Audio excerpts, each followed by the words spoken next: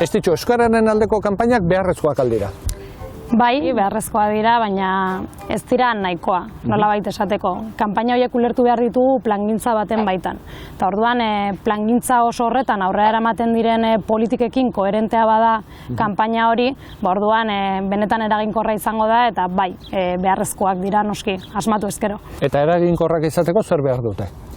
Nik esango nuke eraginkorrak izateko funtsezkoa dela ikerketa. Hau da, motivazioetan eragin nahi badugu, jakin behar dugu motivazio horiek zeintzuk diren, eta motivazio horiek ezberdinak izan daitezke adibidez gazteen eta helduen artean, edo inguru soziolinguistiko ezberdinetan, edo eta adibidez hizkuntzaren ezagutza ezberdina daukan jendearen artean.